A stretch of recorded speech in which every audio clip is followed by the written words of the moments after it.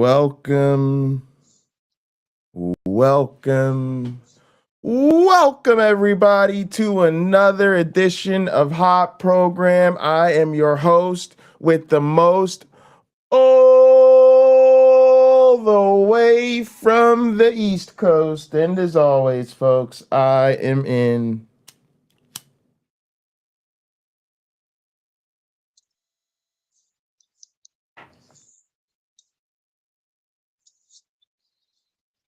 airplane mode. And now a man who wishes happy Mother's Day to everyone, everywhere, all at once. A man who needs no introduction. A man who does need your concern and consideration, because your mother's in the hospital right now, and that's where you're spending your Mother's Day. Is this correct? Coming to you live for a parking garage near Birmingham, Alabama. Yeah, but Yeah, man. and thank you, Pocket Locker. Happy Mother's Day to everyone. Happy Mother's Day. My mom is actually coherent, so when she gets a bladder infection, there's no telling how she's gonna be. Like she might not be coherent at all, but she's 85, and this morning she's talking and awake. And when I saw her Thursday, I introduced her to my wife for the first time, and she looked at her in a very dismissive way, as opposed to having a conversation. When I went up there a little bit ago, they were talking. So it's a big difference between not feeling good and feeling good. So you can pray all you want, but when they start giving you units of blood and platelets and pumping you full of antibiotics to fight off your gallbladder bursting, you know what? You just might be okay, as opposed to the gentle laying on of hands by churchmen and prayer, which might be comforting, but doesn't really have the healing power you So mom need. didn't come to the wedding? No, no, no. So I like had COVID. COVID. I was I gonna had say there was a COVID. So a COVID. Yeah, lot of you had people that COVID at wanted the to go to the time. wedding couldn't go. So this is the first time they've met, and it's not under ideal circumstances. It's not. My mom is a captive audience, though, I will say. Now, have there So, been any clergy sent well, over, my or my aunt is in ministry, and I have an uncle who's a minister of a church. I bet he and his wife, who I wanted to see, will be over here later today, because we're leaving tomorrow, and I want to see them before I go. sure? So I always enjoy sitting down and talking with them at length. I don't know that I can do that today. But Yeah, yeah, yesterday, no, Friday night, there were like nine of us in the room. So, and my mom is just like, my mom's out of it. And there's all these people in her room. And I'm going, I'm sure she'd like to be awake for this. But, so they haven't had any ministers there, but there's been family prayer and that type of thing. because my family who was in there, they all know I'm an atheist. I'm pretty sure they thought he's just going to poke fun of us if we do this. So let's wait till he steps out to get a soda before we pray and then hurry up and pray. But no, I didn't see that happen. I'm sure it has happened, Pocket Locker. I There think was I think a minister did leave. I remember now. My sister told me before my wife had showed up, she goes, the minister just left. I'm like, just in time, eh? She probably warned him. My atheist brother is on his way. You better get out of here you before know he what starts asking questions. I think there's a lot of that. I think there's a lot of that. Like I noticed when I went home last time, and my grandparents were there. Like my mom tried to get them to say their grace to themselves. Like, oh, say it to yourself tonight. Say it to yourself tonight. Kind of like normally, we'd have family grace out loud and say prayer before we eat this food. But since I was there, say it to yourself, say it to yourself, say it to yourself. Hmm. So there's a way there's a certain cognitive dissonance there that's very interesting. Crystal, thanks for dropping links. Definitely subscribe to the Casino Theater and Arcade channel. That's where I have my gaming and stuff, and I've been getting ready to start streaming over there again because I want to do more fun stuff and just sort of more chill gaming streams. So Definitely head over to the Casino Theater and Arcade channel and subscribe if you're not already. Subscribe to the Hot Program channel if you're a fan of this show, because this show does have its own channel. Subscribe to my One Black Friends channel if you're watching on my channel or the Hot Program channel. Uh, Definitely appreciate that, and of course, y'all could show some love and drop a few ducats in the golden plate if you'd like. Appreciate you, Crystal. Great to see you, Carrie Ann. Liz Allen's here as well. Look at the trees is in the building. Trees been seeing you on some of these channels and some of these crazy streams trying to hold people's feet to the fire. Just want you to know, a lot of them streams, man, we're either lurking or we catch them later, and people have been excited to see you, you know, staying on top of people. Holy Shift, great to see you, great to see you. All right. So today we're going to be talking about, is Christianity good for Black people? I think the answer is no. Depends on if the money's coming in or going out. um, and I haven't really seen much of this, so it's another one of those Jude 6 projects. And to be honest with you, I think this entire Jude 6 project and this sort of, I don't know if I would call it a movement or whatever direction that their particular community and thing is going in, I think that whole thing is misguided. I just think it's a doomed project. But one thing I will say about what I've seen so far from this video is, just previewing it, I think we got to be critical about what they're saying, because there's very much a Black church aesthetic to these people. You'll see that in like the way they're dressed and kind of the way they talk and handle themselves. And then there's a way in which I'm not sure if they're taking the challenge of Christianity seriously and the challenges to their faith seriously. And that's why I think these things are misguided, because it's one thing to challenge the faith, and if you do so, obviously, and you take it seriously, I think that that's productive. But I think they're almost doing the apologetic sort of challenge, where we want to ask these hard questions, we want to challenge our faith, but in reality, you know, they're going to do some shape shifting and contorting to come back to Team Jesus, I think, in the end. And I think that that's a problem, because it makes people think that they've done the hard work. It makes people think they've critically looked into their faith. It makes people think that they're on the quest for truth, and really they're on the quest for comfort. So we'll see. YouTube Punk, always good to see you here. Appreciate you, brother. Go ahead, my Pocket one black Locker, friend. when you say Pocket Locker, there's a Black church aesthetic. Do you mean that the men are dressed like one of the comedians from the original Kings of Yes, Comedy yes, movie? yes. That's exactly what I mean. It's precisely what I mean. Okay. Uh, You, by the way, uh-oh. see several. You can't. Your camera got flipped again. How does your camera get flipped when that happens? It messed up your voice. It turned you into like a Minnie Mouse kind of voice, Pocket Locker. Yeah. The audio got jacked up too. What on earth? What is happening here? Can you try refreshing? It clicked off. Stephanie Helms is here. Good to see you. What on earth? Yeah, and the audio went all weird. Hold on, I'm rebooting my. Okay, yeah, go ahead. I'll wait a second. Are you there, Pocket Locker?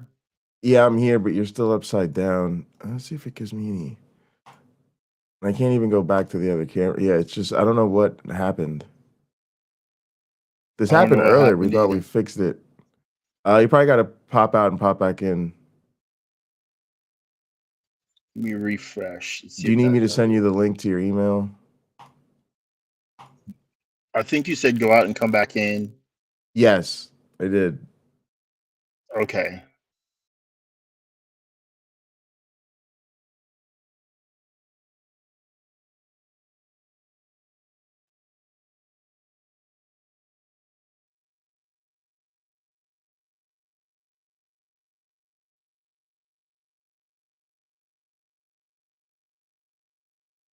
Are you there?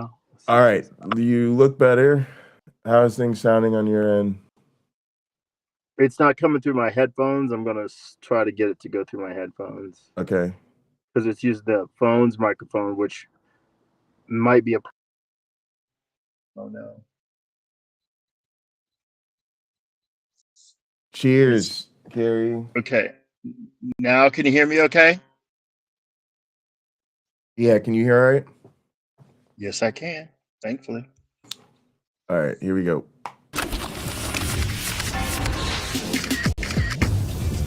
The Courageous Conversations Conference is so important because where else can we have these types of conversations with these types of thought leaders about these types of topics? It is a unique and a rare opportunity to come and hear voices that have been trained in diverse places, coming together to ask these kind of critical questions in humility, in love, in conviction, and in courage. If you're on the fence in a broader sense about any questions you have to do with the faith, this is the right place. This is modeling for us. How do we live in a world in which there's a lot of different perspectives and a lot of different points of view, even in the church? And how do I navigate that and not have to compromise what I believe?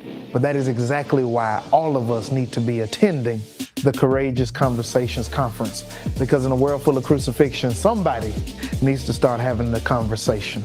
Where else can you come and get both perspectives from predominantly black and brown leaders, thinkers, scholars, preachers, pastors? There's nowhere else you can go. You need to be here at the Courageous Conversations Q3. All right, so y'all see the vibes, right? It's very pro-black, and we black forward, and we gonna get into the black issues. But you already hear the both sides is going on, and I gotta say, I highly doubt when Christians do these things that they really allow the atheists to bring the heat. But we gonna see. If y'all want to check out the conference, y'all think we should go to that conference? Should we start a GoFundMe? So we should go to this conference in August. Interesting idea. Hey, Washington, D.C. Hey. Interesting idea. Hey. Chad, what y'all think? When faith disappoints, hey, tune in each week. Good morning. It's a hot program. Exactly. I'm really excited to have a wonderful conversation around the subject. Is Christianity good for black people? I'm really excited about our esteemed panelists and the wonderful insight Get y'all a little that they're more going to volume. bring to this discussion. Before we jump in, will I pass around and you just say your name and we will jump right into the questions, starting with Dr. Francois. Willie Francois. Good morning, Gabby. I should flip this over, yes? Good morning, Gabby Cudger-Wilkes. Good morning, Micah Edmondson is my name. Good morning. My name is Tiffany Gill. Thank you all. Well, as we begin, the first question I want to ask you all, for some reason, the question, is Christianity good for black people, seems sort of unfounded. All they've known, people, is the black church. But to get us up to speed, where does this question come from? In other words, what is this question's origins? And whoever wants to jump in can jump right in. Well, I'll go ahead and jump in. I mean, I think the question comes from the very real fact that in the name of Christ, whether or not that's actual Christianity is something we will talk about, but that in the name of Christ, Europeans and European Americans, whether it's from those who were involved in the slave trade or those who rioted right here at the nation's capital on January 6th a few years ago, have done things, specifically done things to oppress African Americans. And so the thought is, the argument, I guess, from that question is, why would black people then identify with the religion of their oppressors? And I think that, you know, and this is hopefully something we'll get to explore, but that question is overly simplistic and in many ways just reifies what the enslavers, what those who have oppressed black people have done, that when we actually look at the history of the black church and what a formation in Christ has done for our people, we will see, I think in many ways, that the black church is probably one of the strongest witnesses of what Christ has done in this country, and that it's actually a miracle, and that without the Black church, without a rooting and grounding in Christianity, I'm not sure that African American people would have endured as long as we have. Can you pause it? Can you pause it? Yeah, go ahead. Finally, someone who gives a longer answer to a question than me. Finally. I think there's a lot in what she said, and I think some of it didn't belong there. The January 6th part, I think you could eliminate, but whatever, she said it. I think what many of our audience members will understand is that a lot of people in Africa that were brought to the United States had not been exposed to Christianity. Some of them had been exposed to Judaism, though. Quite a few of them probably had been exposed to that, but not Christianity. So they're brought to this country. They're indoctrinated with Christianity. The Bible is altered for their consumption to make them more subservient, more to make it more palatable, and to get them to believe that, look, you can take all the oppression we throw at you here because that makes you a good Christian. And when you're raptured the heck out of here, by the way, Jesus is coming back in any second. When you're raptured out of here, you'll go up to heaven. And well, they didn't have the rapture doctrine back then, but when you get out of here, right, you go to meet God in the air, Jesus in the air, then life is going to be better because New Jerusalem will come down from the sky. There'll be a new heaven and a new earth, and you'll live there because God, in God's house there are many mansions, and Jesus is going to prepare a place for you because you enslaved person are indeed his disciple. Now, in my opinion, the Black church has kept this illusion going. And what has been done through time and circumstances, the slave master is taken out of the picture. But the indoctrination that you are supposed to be a good servant hasn't. You are supposed to be a good servant for Christ.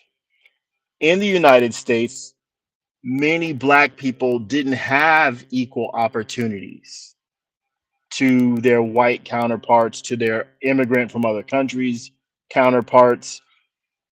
And so the leaning on the Christian illusion was pretty much, other than their family and the air they breathe, all they had. So it kept them going. Yeah. Your mic's crispy. It's like roboting again or whatever. Is it? Yeah. I have my other earbuds, but I can try to switch to the phone's mic. Maybe that would work. No, try the other earbuds because the phone might give us an echo with the speaker. Well, I can listen on the phone. I can listen on the headphones and just use the mic. Oh, anyway, yeah, that might work. Yeah, give it a shot. Yeah. All right. Katina said, sounds like Stockholm syndrome. Absolutely, positively, yes, it does. It is Stockholm syndrome. The other thing I was going to mention, she did say a lot of interesting stuff. So one that was very interesting was there was a way in which she quickly dissociated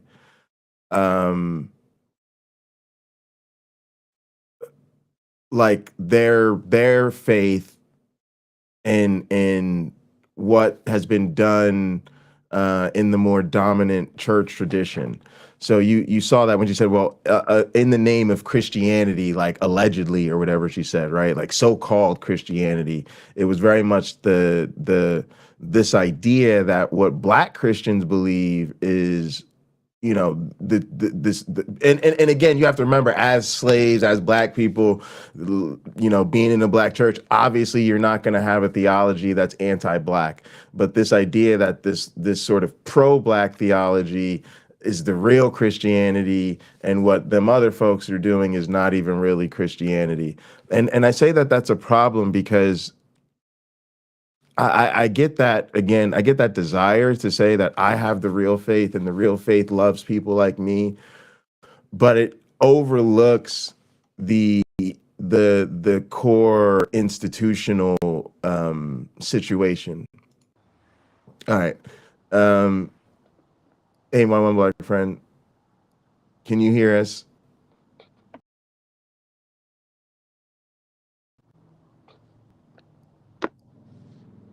Man. Okay, Pakman, I can't hear you. I don't know why. It's not switching audio to my earbuds, and they All are right, you fully can charged. try your headphones in the phone mic, I guess. All right, put him backstage for a minute. So that was, that's a problem, and my message to black believers would be, yeah, I got to cut that out. Yeah, I got to cut that out, because the majority of the culture is going to dominate what the culture does, and it doesn't help us to try to hang on to this other notion of Christianity.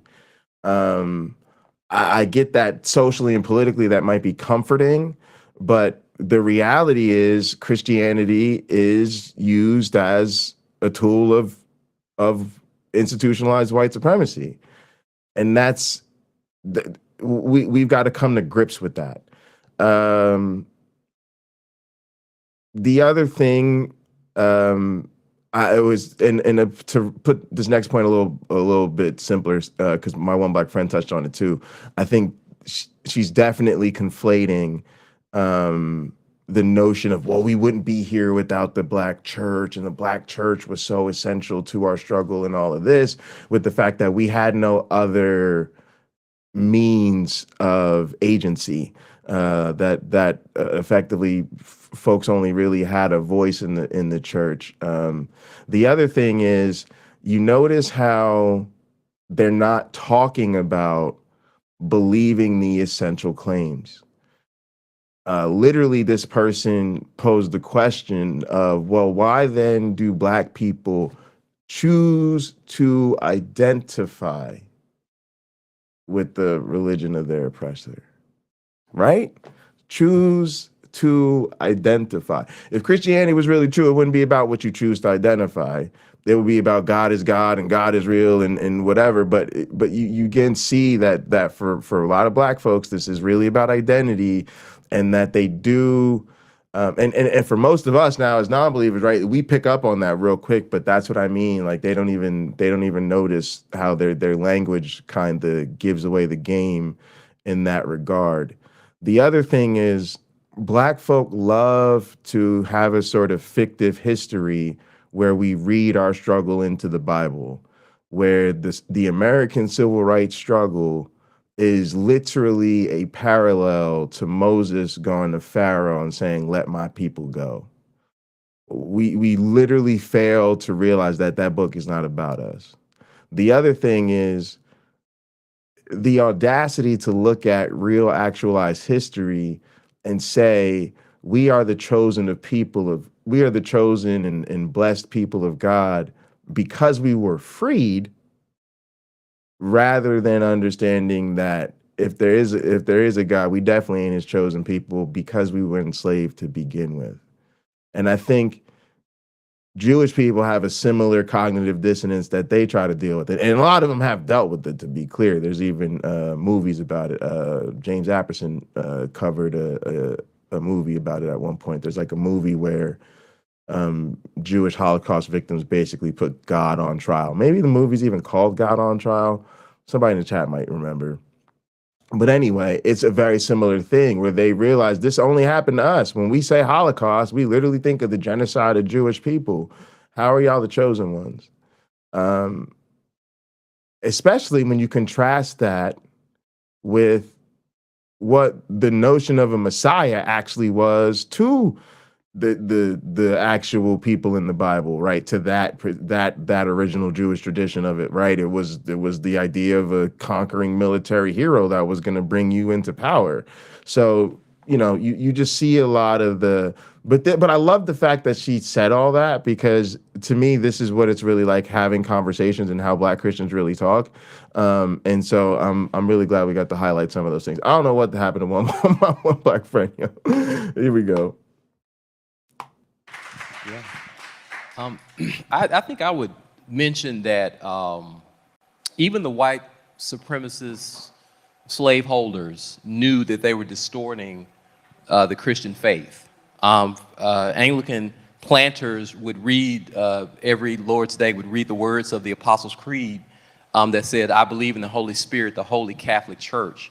That word Catholicity, meaning the spiritual, tangible, economic, social blessings of God's redemptive freedom, was intended not merely for one people, but for all people.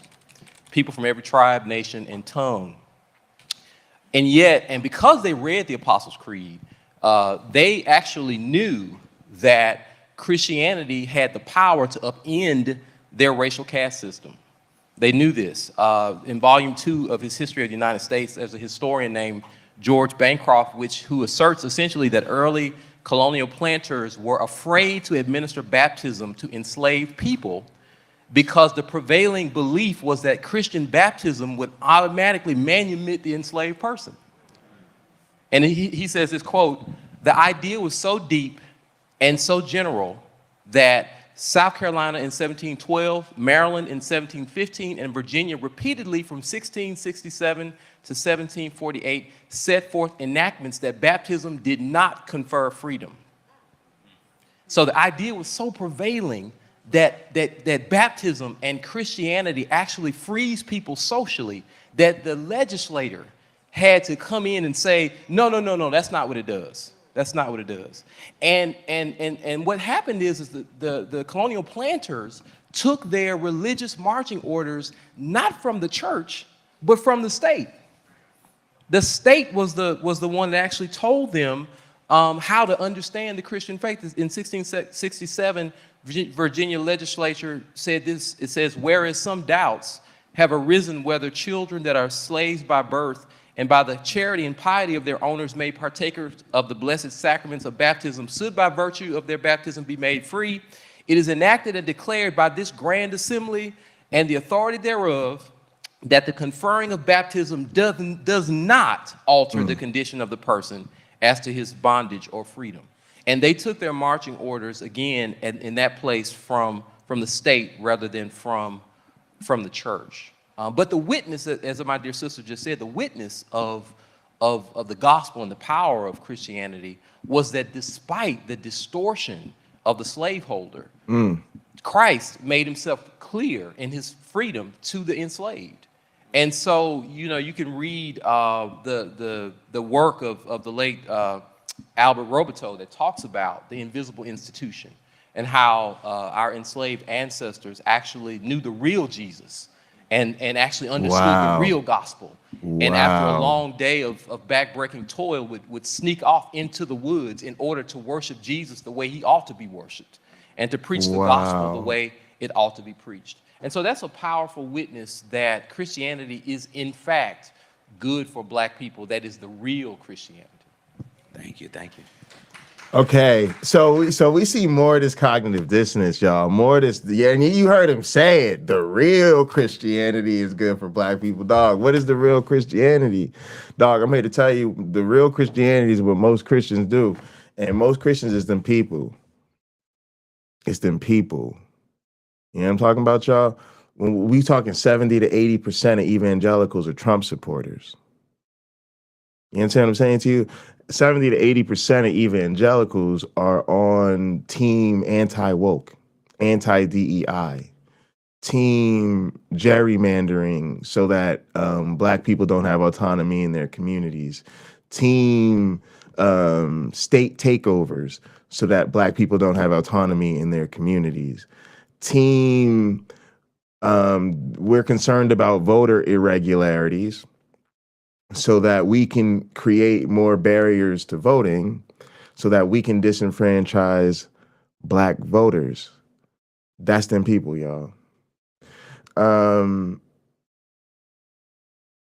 so this story was just crazy. It just shows you the crazy cognitive dissonance and the backflips that these people have to go through to hang on to this faith. And instead of realizing that the people don't care, they've never cared. And to blame it on the state rather than recognizing the state policies were a reflection of the people in power and the citizens who were largely white Christians. So it's white Christians who wanted to be Christian, but also wanted to keep you enslaved, that realized, oh, we can't have a law where just baptizing means you're free now. No, being baptized doesn't mean you're free now. Let's see if my one black friend is back in the saddle. Can you hear us okay? I hear you okay. Can you hear me okay without a lot of... Yeah, you sound fine. You sound great. Okay. So yeah, we're just keep rolling. We just heard another explanation about how the real black Christianity is actually good for black people. So there's definitely a theme that they're on. And this particular guy was talking about how there was the original idea, right, that if you were baptized or whatever, then you were a Christian, and if you were Christian, Christians couldn't enslave other Christians, but basically saying that when they changed that and they made it so that your status as with regard to slave or free did not change, they used that to say that the oppression of the black people came from the state, not from the faith, which is just a crazy contortion of who was running the state, how much their faith motivated them. And again, it's this over, and I'm gonna just keep it real. In that sense, a lot of white folks have never seen black people as their equals in terms of their humanity. And to me, what all of that says is that it reveals that, one, their Christian faith really never did condemn slavery, and it doesn't. That's another misunderstanding. And he kept saying that. He kept saying that Jesus was clear about this, and the real slaves went off and they worshiped the real Jesus after a long, hard day of slaving away. They went into the woods and snuck off so they could worship Jesus the way it was meant to be worshipped. And it's just crazy. Like, first off, even now, 2,000 years later, we still have to have these debates about the slavery in the Bible. And what are we constantly told by Christians? Oh, well, during that time, that was that culture, that was their milieu. It was different back then. And so the Bible, and effectively what they're saying is the Bible had to permit slavery. It had to be tolerant of slavery. It did not have to. Which it did not have to. And then a lot of them, and they brought in that lie, like Jesus said the truth. No, Jesus actually told slaves to obey their masters.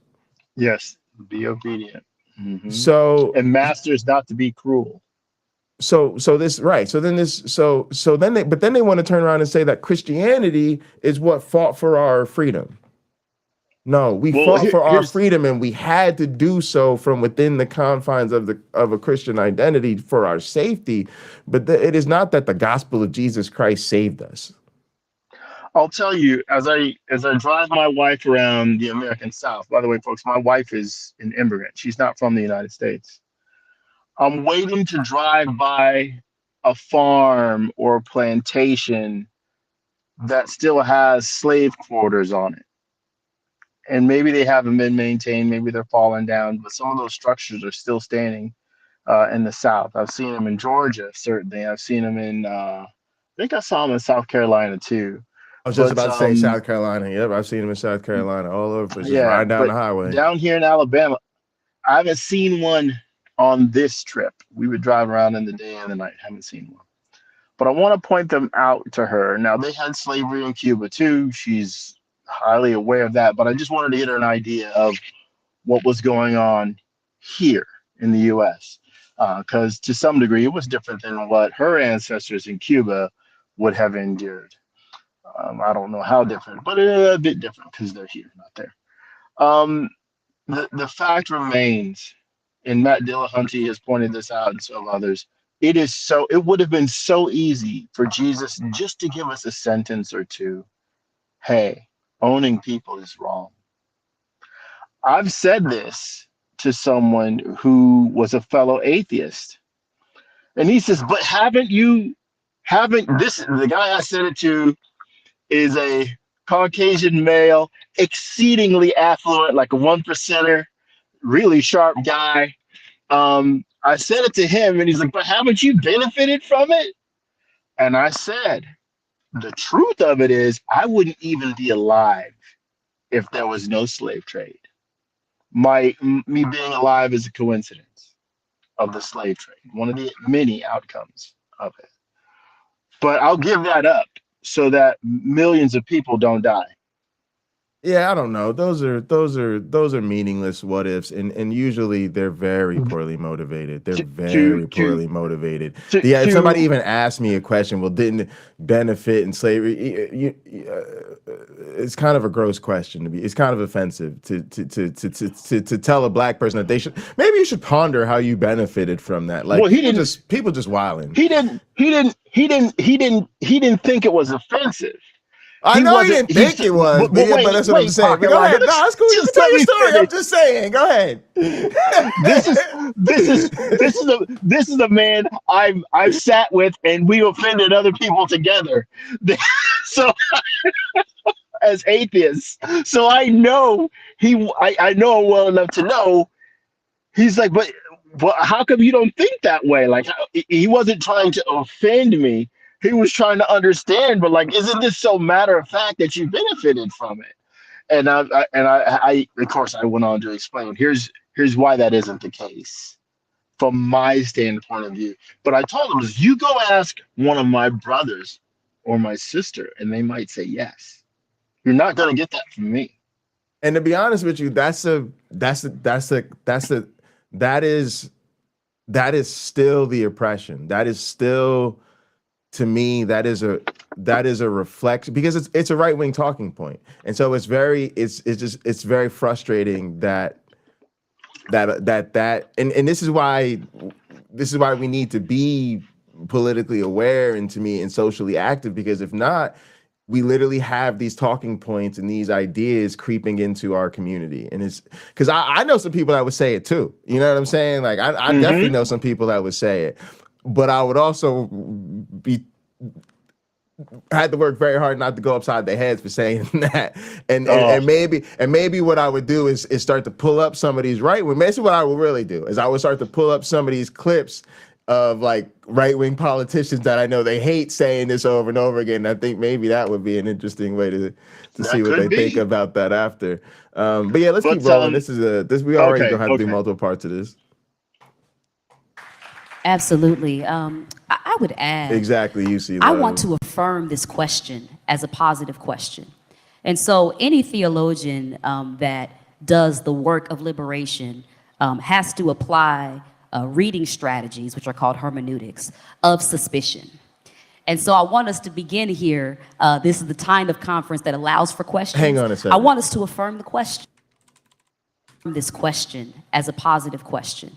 I would add, I want to affirm this question as a positive question. And so any theologian that does the work of liberation has to apply reading strategies, which are called hermeneutics, of suspicion. And so I want us to begin here. This is the kind of conference that allows for questions. I want us to affirm the question, because it is important for us to interrogate. Is this really what they say it is? Right? That work, that hermeneutic of suspicion, is what really liberates us to discover Jesus of the Bible and not Jesus of the state, right? And so my short answer, and we'll go deeper, is that when Black folks are able to uncover the true liberating witness, the Luke 4:18 missional reason why Jesus comes to set captives free and to give sight to the blind and to release the year of the Lord's favor, when we realize that Christ comes to undo all the stuff that tries to keep us bound, then it is necessarily a good thing for Black folks to be Christian, because we are following the master liberator, and we employ the same hermeneutic of suspicion that Jesus comes to undo, and to say, if you are suspicious, if this is how people should be treated, you are right to be suspicious, because folks are not to be bound. But in Galatians 5, it is for freedom that we have set them free. And so submit not to a yoke of slavery. And so The short answer is yes, it is good when we follow the true liberating practices of Jesus Christ as Christians, and when we keep our hermeneutic of suspicion, even in 2023, when folks try to take us back to the way the state would rather utilize Christianity as opposed to why Christ came for the purposes of liberation, salvation, redemption, and life. All right, go ahead.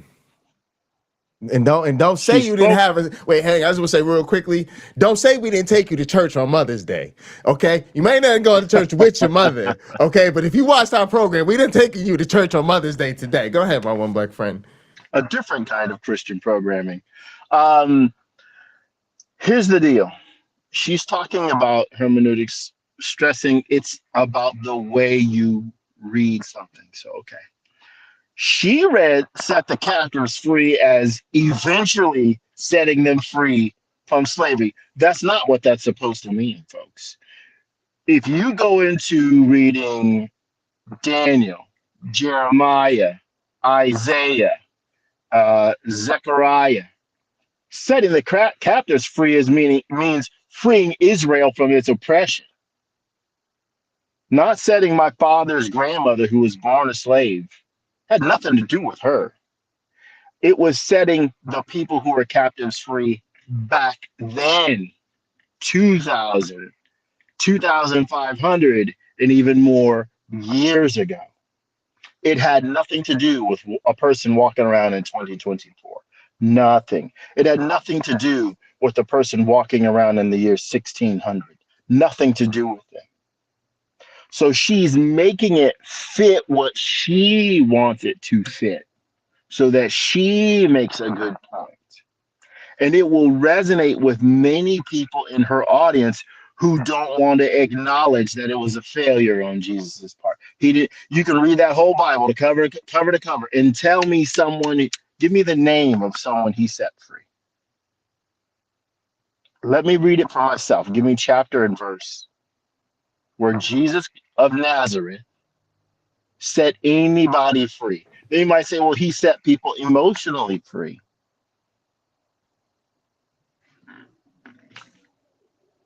That's not setting someone free. Yeah, and that's not setting someone in chains free. That's not setting someone with a debt where they're obligated to pay in a human being, right? That's not setting them free at all. Yeah. What's interesting is there's a quote, and you know this quote too. I forget who it's by. But basically it's by maybe one of these mythicist people or something like that. But it's basically the idea that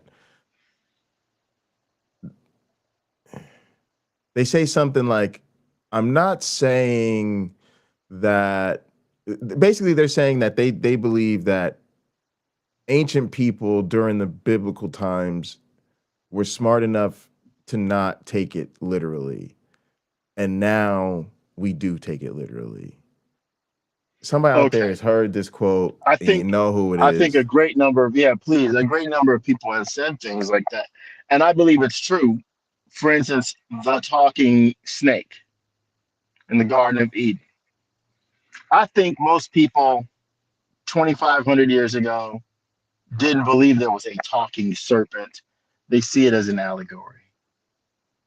But today, look, I'm in Alabama. I found it. You did? Okay. Yeah. My point, once again, is not that those ancient people told literal stories and we are now smart enough to take them symbolically, but that they told them symbolically and we are now dumb enough to take them literally. And that's John Dominic Crossan. Now, the reason I brought that up is this. Yeah. I think this is especially true of slaves. When I think about real, slaves, like, especially the first generation, like people who let's say they reached adulthood in Africa, right? Survived the Middle Passage. Maybe on a slave ship named Jesus. True story. Jesus was the first slave ship. That was the name of the first slave ship. Just Oh, I knew it was one of them. I know it was the first, but literally, like maybe on a slave ship yeah, named that's the Jesus, right? first slave ship to come to America. And then they lived their middle adult years as slaves in America. There's no way they believed in Jesus, literally. No fucking way. No way. Okay? And I even think they probably would have made sure their kids ain't believe that stuff. I think what they literally did, and theirs wasn't even thinking about it symbolically or metaphorically. No, theirs was literally, we out here in this field all day dreaming about freedom. Yeah, we dreaming about freedom. Oh, cause what we need is freedom. Oh, Master Jesus. All day we're dreaming about Jesus. Right? I think that was literally their Christianity. And stuff like they, when finally maybe they were allowed to read a book. What book was that going to be? It was going to be that edited slaves Bible. And so I think our ancestors were smart enough to know this was the white man's religion because they lived it. They lived being whipped under the lashes, and they had their own faiths and their own traditions. Yeah, they and more so than likely had now, their own. and so now I think we're dealing with black folks who are now silly enough to take it literally, and we've made that our generational tradition. So sad. So Yeah, sad. so in Africa or even like Australia with the Aborigines, they might have had the story of the bird and the turtle, or the frog and the crocodile, things like that, right? That's what they had in their story. And they can just see in nature, well, birds clearly sing to each other. And that's how they have their conversations. But they didn't actually create the world, scratching in the dust to create people. They didn't actually do that. It's so you can learn something about your environment. It's so you can learn something about how to deal with other people, how to deal with your family, your children, your elders. I think they got that. But see, I would got that. even say that like now, like that type of thing, like I don't even think that that's religion in the same way as what we do now. I don't even think It's that not. that's because it's not it's really something different. It's more in line with our tradition of fiction and stories and entertainment and the way we use them to teach lessons and things. I just want to touch on this real quick too. Was to me her response highlighted what I meant about the danger of this type of exercise and how much they're not taking it seriously. Remember that she started y'all by saying, I want to affirm the question, right? Not she wasn't saying I want to answer in the affirmative, but I want to affirm the question. In other words, she wanted to praise posing the question of is Christianity good for black people, because it was important and because you have to have the hermeneutics of skepticism. You see what I'm saying? And so that's that thing. That's that attitude of we're going to take this seriously and we're really going to dive in and we're going to be skeptical. But you can clearly see in her response, she's not skeptical. And she's not taking the question seriously. She went from, I want to affirm the question, to absolutely good, 100%. Jesus is definitely good for black people. Once you get out of the Jesus of the state and get into the real Jesus, Jesus of liberation and Jesus of radical freedom and all, like, that's what I mean. That's exactly what I meant when I said it's the danger of these people being able to pretend. It's what we see Rebecca Davis do.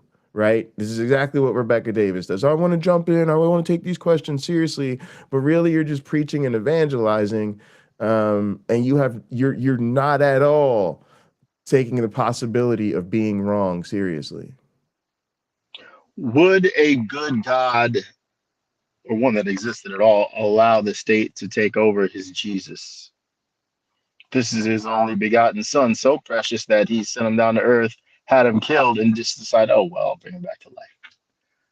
If Jesus means that much, why let his legend or his memory become bastardized? Why? Why let it become taken over and used as a tool to Yes. oppress people? Why do that? Why? For me, it works flawlessly. It's mythology.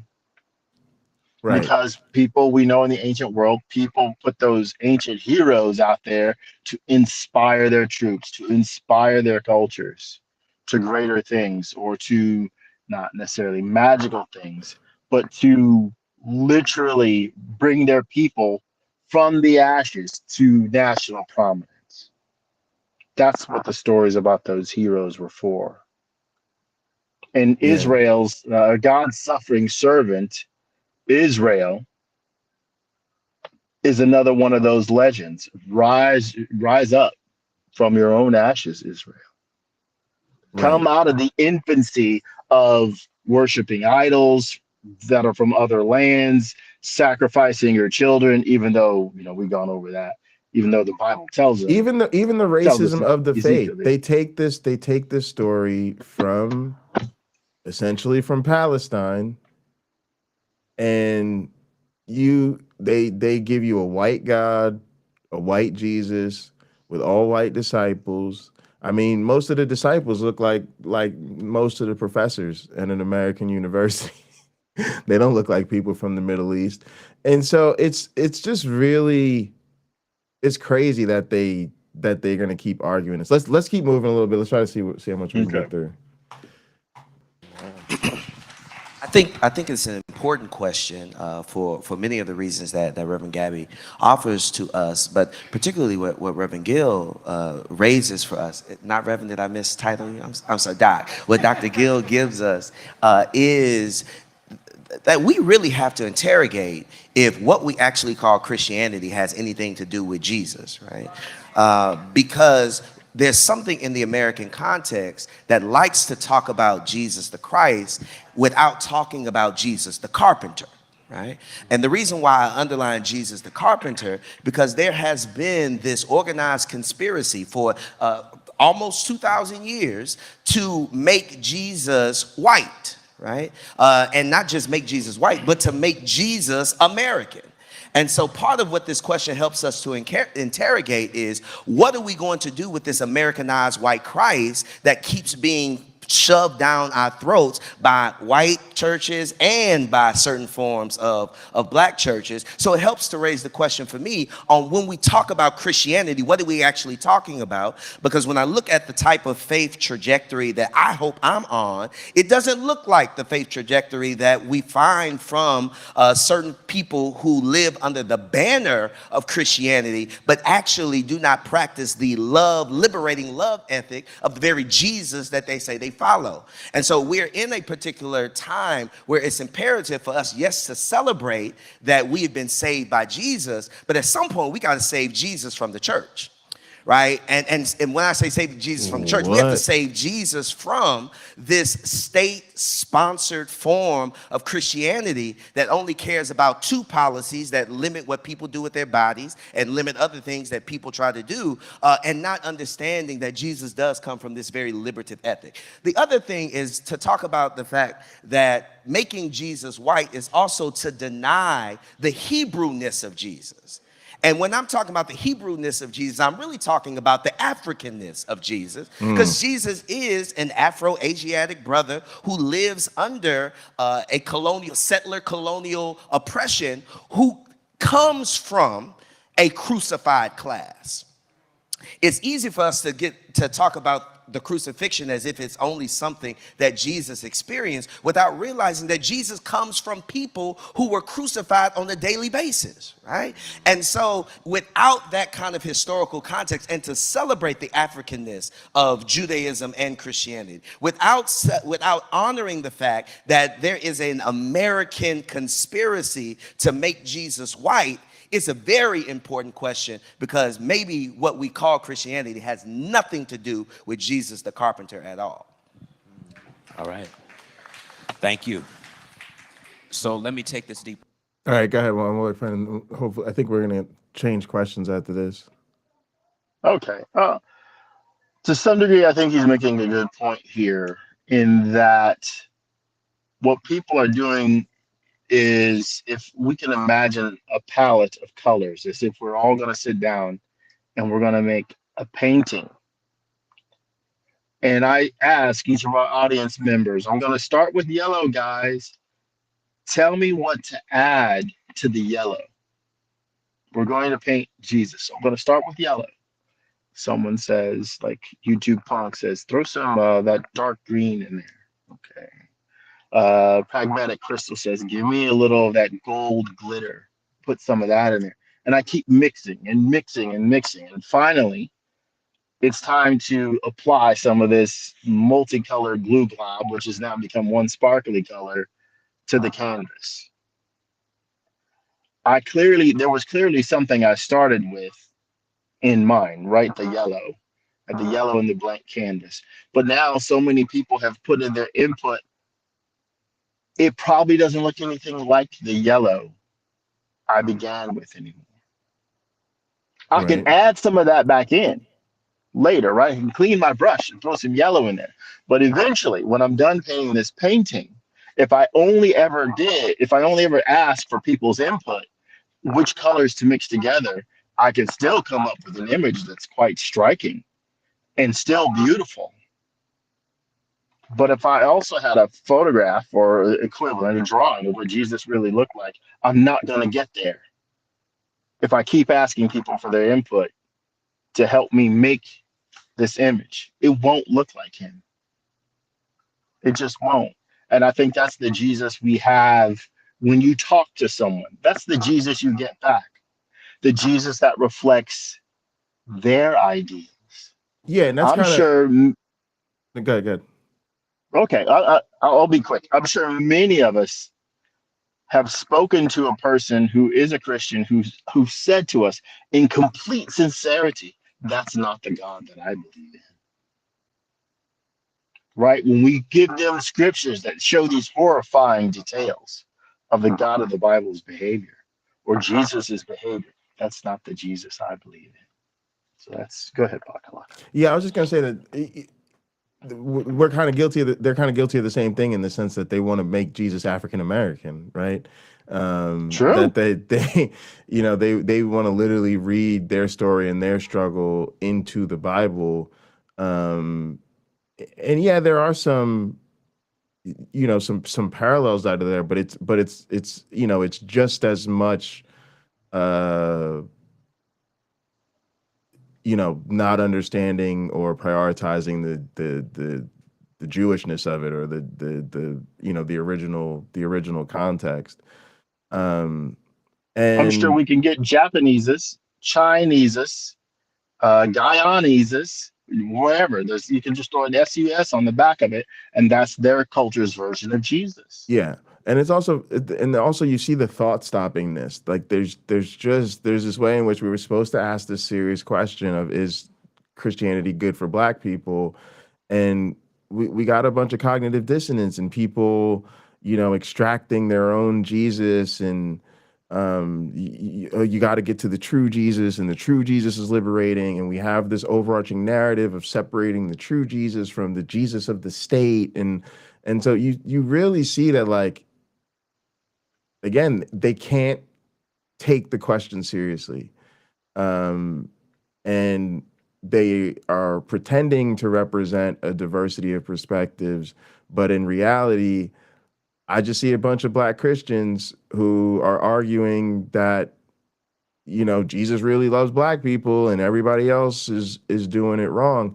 The other thing is a certain arrogance to it. There's an arrogance of assuming that all these years of European and white in particular studying of the Bible, nobody got it right. This idea that the fact that they were able to do this must be a perversion of the faith. It must be because they're not true Christians. It must be because they're not real Christians. Rather than understanding, no, your faith is not sufficient to prevent this. Your faith does not truly liberate the slaves, because your Bible actually includes a manual in a book of regulations for slavery. Even your savior told the slave to obey his master. So so that's part of the issue. No, they're real Christians. No, they're practicing the true Christianity. And like I said, that true Christianity made it so that your ancestors could be shipped from Africa on a goddamn slave ship named Jesus. And so there's just this arrogance, this way that they can be dismissive of it. And yeah, we could keep going. There was something else though. I did like the Jesus the Carpenter thing.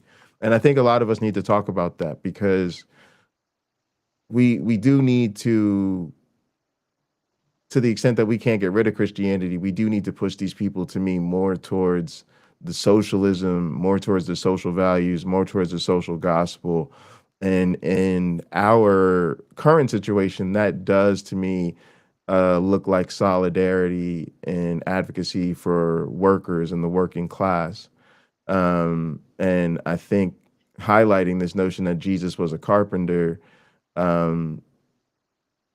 should be something these people need to be compelled about as they're doing the bidding of the uber rich and the elite. Go ahead, Mama Pakman. Okay, so part of my grand hypothesis of how the Gospels are so fake and stuff like that. The book of Zechariah says that God says he will send 4 carpenters. Well, what profession is Jesus? A carpenter. The book of Jeremiah talks about God will send fishermen to fish his people, right? Who are scattered in these other countries. What are the disciples? Fishermen. Anyway, that's all I got to say about that for this conversation. But I just think there's so much of it that is just so. Just happens to be a carpenter? Yes. How about that? I say, where are the other 3 carpenters? Where are they? But Jesus is going to send a comforter. He's going to send that. He has to go, and then he'll send that comforter. Yeah, so you think it's just a symbolic thing, like he to fit an archetype? People like Matthew, the writer of Matthew, are just brilliant and all you need is a list. You don't have to be a spectacular writer. You just have to sit down and do it. You just have to know which elements to bring back in from the other works of the Bible when you're writing your gospel to make your gospel more compelling. And for those who recall those things, it's more exciting. When I started to read Matthew and I'm remembering all these things from these other texts in the Bible, it was exciting because he is showing you how the pieces fit together. Where so often that work isn't done in the Bible. Zechariah is great at kind of setting up, hey, here's how some pieces fit together. But then it makes the mistake of explaining them. Revelation does the same thing too. It makes the mistake of explaining it to you. So you shouldn't be able to get it wrong, and yet people still do. Because as that lady pointed out, the woman who spoke before this guy, well, I want it to mean a particular thing to you. Right. Here's my hermeneutic. Not here's what it says. Right. Not here's exactly what it means, and it doesn't mean something else. Here's how I'd like you to take this. Right. And so and the sad thing is, I honestly think some of these people are not even aware that they're engaging in apologetics. No. So when we look at Christianity as an institutionalized religion in America, we can all agree that it has been something that has been harmful to Black people. But we have seen research that talks about Christianity's African roots, the presence of Blacks in the Bible, and God's salvific work through Jesus for all nations. With this being the case, why do you think people still cling to the fallacy that Christianity is a white man's religion? Can I say something to speak to that? So I think the premise of the question said, Christianity, but I think here in this nation we have Christianities, right? We have Christianities, and we've always had Christianities. I mean, as long as we have had enslaved people who are calling out to Christ for their liberation, we've had Christianities, multiple, plural.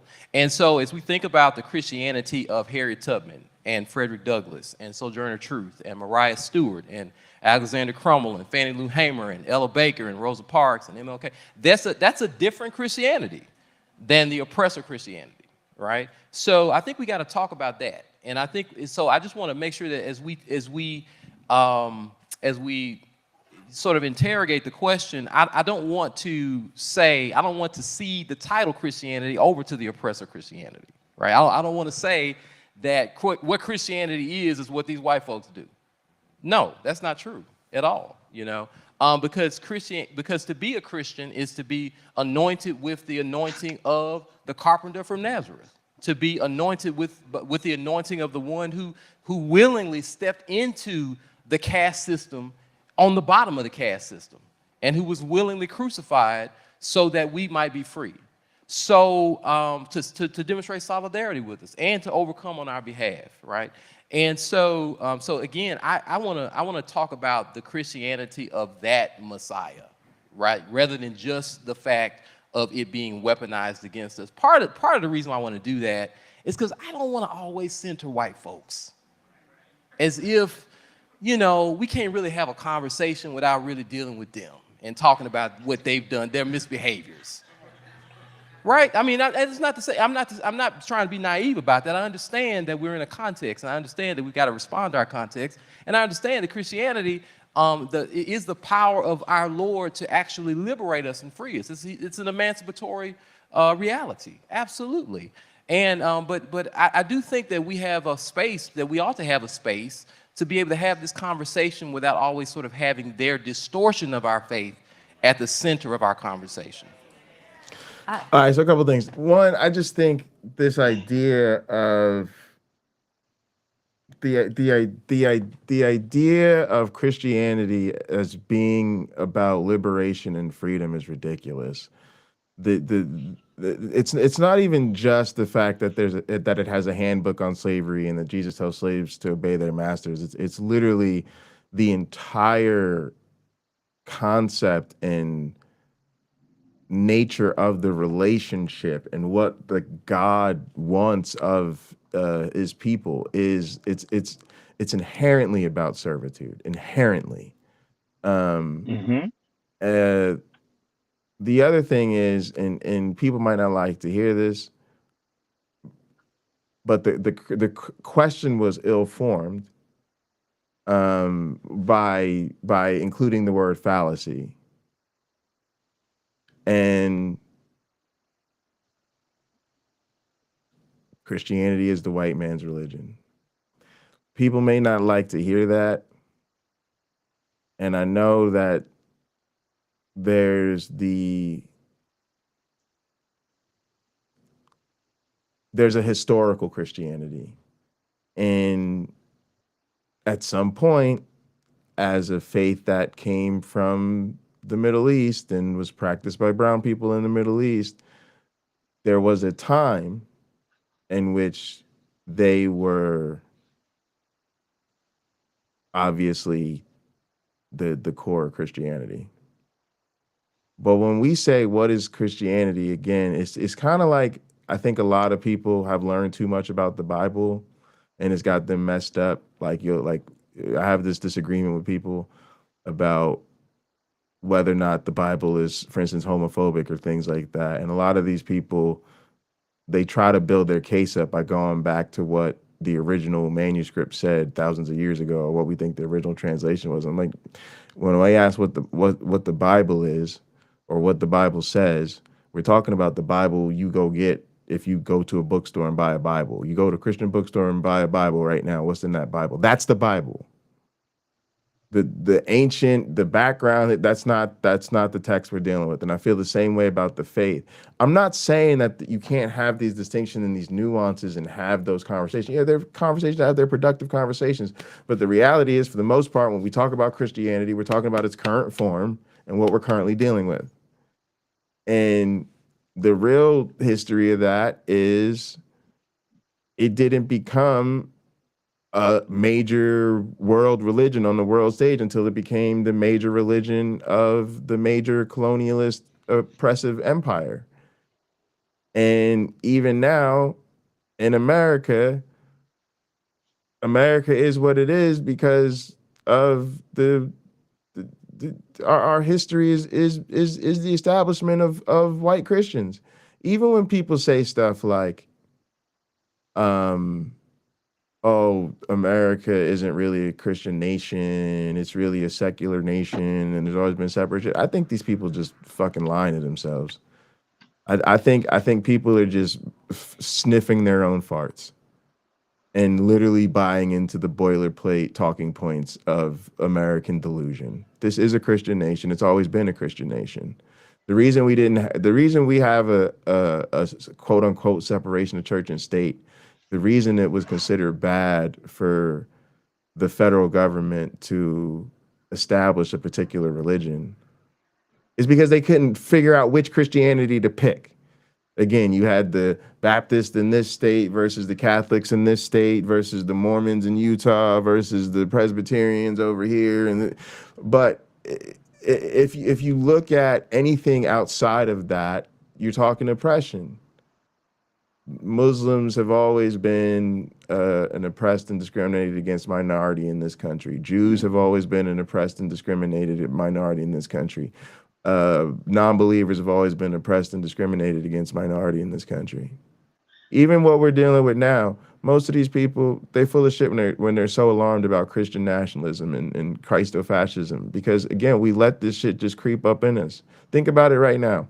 What does every single person do when you want to say that you're committed to telling the truth in the court of law? You swear on the goddamn Bible. If you were really serious about a separation of church and state, you would never, ever, ever bring a religious holy text into an important civil proceeding and literally then act like making a magic oath on the sacred religious text was the absolute necessity for us to even treat this as like a serious occasion. Every single president up and down ends their speeches with "God bless America." We went and reprinted the money to put God on it, rewrote the Pledge of Allegiance to include God. I mean, at some point, these people are just gaslighting us. Yes. Even when you look at Zionism,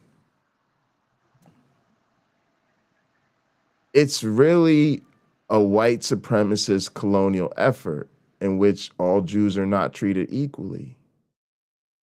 But who is the primary backer of the white supremacist Zionist movement? It isn't even Jews. Once again, it's white evangelical Christians. So it just is. It is their religion. When 80% of them motherfuckers are voting for Trump and trying to establish Christian nationalism and being racist and all this other stuff, like that's what Christianity is.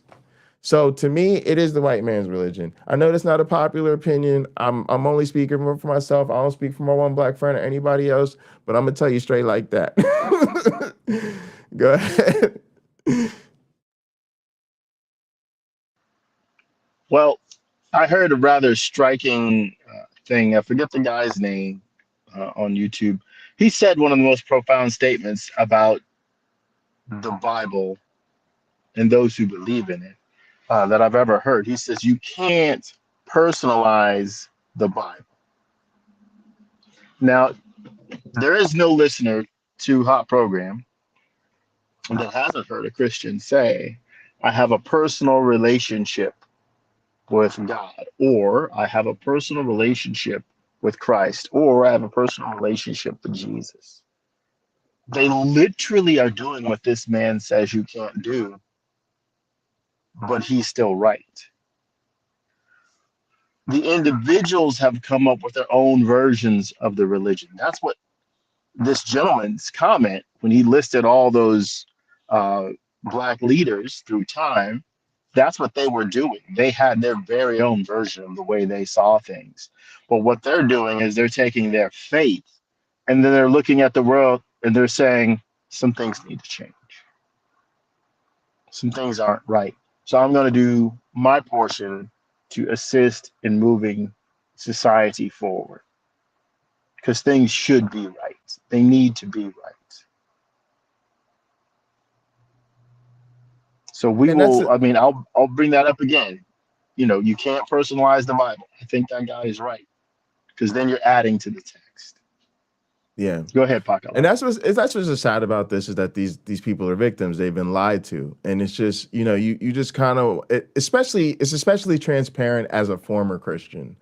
It may not be apparent to you sitting up on a stage full of Christian thought leaders talking to a audience of a conference that's largely Christian, but talk to some ex-Christians, especially some Black ex-Christians, and we'll literally laugh at the idea that Christianity is about liberation. Like that's literally a point and laugh idea to us. Right. So it's such a different world. I think that's an excellent point. And Yeah, Carrie Ann lied to your betrayed. question, Dr. Watson, the reason why people assert that Christianity is a white man's religion is because of the arrogance of whiteness. We have to think about when this nation is being constructed. In our pledge of allegiance is one nation under God. On our money is in God we trust. Bro, she on my notepad? The arrogance of whiteness is to put Christ as a cloak over the actual inhumane ways that this nation was organized, but it makes them feel better, right? I'll give a non-biblical example. There are a few different kinds of mac and cheese. There's Kraft, Easy Mac, mac and cheese. There's baked mac and cheese that goes in the oven. They getting excited. Okay. Kraft Easy Mac is in a little blue box. Probably cost you about $2, $3. You pour it on the top, stove top, add whatever they add, and all of a sudden you've got some runny Easy Mac. Or your family and them, your mama and them, your grandmama and them will cut up some sharp cheddar cheese. Okay. And make Gotta sure have that the they sharp. have the macaroni Okay. noodles and make sure Okay. it goes in the oven and pulls it Okay, out. gotta have the Now, roux. if What about you the encounter roux? somebody on your job who wants to do a potluck and folks sign up for what they want to bring and somebody raises their hand and says, I'll bring the mac and cheese, I would wager that black folks are gonna assume it's gonna look one way and other folks are gonna assume it's gonna look another way. If Kraft Easy Mac shows up in the Tupperware, you're gonna be mad, but they're both called mac and cheese. Neither person is incorrect in what they call it, but they are very different consistencies, very different experiences, very different traditions, So this and is you the can't go mac and and buy cheeses oven mac and cheese explanation. in one package. And so similarly, to the point of I Christianity, did not have this on my bingo card for there are very 2024. ways that Jesus has been packaged. And I want to suggest to us that white Christianity is easy mac. It's easy to do. You put it on top, you stir it up a little bit. In God we trust, one nation under God, and everything else that you do, you hide behind that label. But black Christianity requires some sweat and requires some recipes that have been passed down verbally and not written down, requires some ways of figuring out the real and presenting that to our people. And so what I want to offer is the reason why folks think it's the white man's religion is because the white man has been arrogant enough to suggest that the only kind of mac and cheese is Easy Mac, when we know that baked mac and cheese exists and tastes better. Well, oh glory. Okay. Gang, woo. Can you pause it? That was peak. I just gotta say the mac and cheese. That was peak. That was so interesting. I did not expect. I did not see that coming at all. Mac Go and ahead, my cheeses. one black friend. Amen. That was oof. Okay, this is a mac and cheese related comment. My wife likes macaroni and cheese. So she mentioned she liked the top. She wanted me to bring her some on a plate or whatever, and she wanted the top. So what I started to do when I make mac and cheese is I use a pizza pan, and I just take all of it, put it on the pizza pan, and spread it about 1 or 2 pieces of macaroni thick on the pizza Very pan. So it's interesting. all top. It's all top. Very It's all top. interesting. Okay, I'm Yeah, gonna have to since she try that liked that out. part, That's it's all that's top. interesting. That is actually super interesting. And if you put cheese on the bottom of the pan, then you can cut it up like pizza because it binds it together underneath. Right, So right. because as you know, mac and cheese doesn't really bind itself together. It sort of will just, oh crap. Yeah. Now again, for those that don't know, like, and we was having this conversation the other day in Gather, the real Pardon. indicator food, the real indicator food is the potato salad. And it's interesting because for a lot of people, it's a side dish. It's not really focused, but it's a barometer. It says something about the nature of the cookout. And so you have to make sure that you have the right person on potato salad. And again, gang,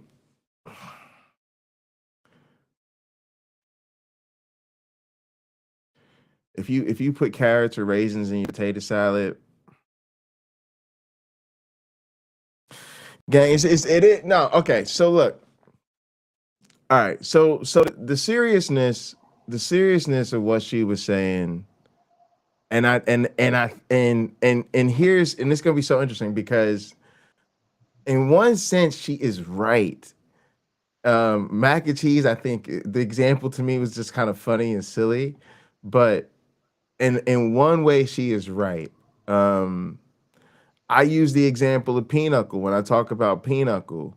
Like I'll play in spaces because again, like most of the online games were programmed by white people, and a lot of times that's a lot of who be in them spaces, and they have different conventions than the game that was popularized by black people, even though most of us are pretty convinced that the way the actual double deck game that we like was popularized by black folks, largely in prison and in the military. And it's different conventions where our scoring and our way of playing is more fun. It makes the game move faster. And the scoring that they use is a holdover from single deck Pinochle. It's not even the right scoring for double deck. And literally the way the black folk do it is the official scoring of the goddamn National Pinochle Association. But literally when you talk to these white people about the game, they will actually say to you that you don't know what you're talking about and you don't know how to play the game because they don't know what the fuck is up. They don't know the history of the game. They don't understand the different variations, but because they're all white, they're all right. And it's a perfect example if they ain't even had this baked mac and cheese. If they would shut the fuck up and let us tell them about some of the traditions that we use and some of the scoring we use, they would find a much more fun, better game. This is all over the place.